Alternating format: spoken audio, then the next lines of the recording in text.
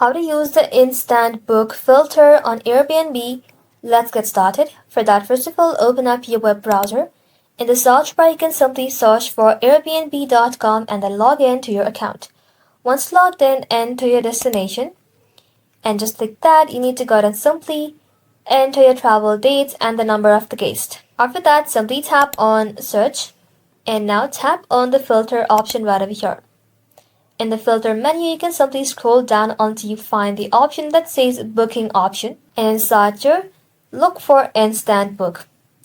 Tap onto it to enable it, and this filter will show properties that can be booked immediately without waiting for the host. You can simply tap on show right over here, and just like that, you will now see only the listing that supports instant book, making it faster and easier to reserve your stay. That's it. Thank you all for watching. If this video was helpful, consider subscribing to our channel and liking this video.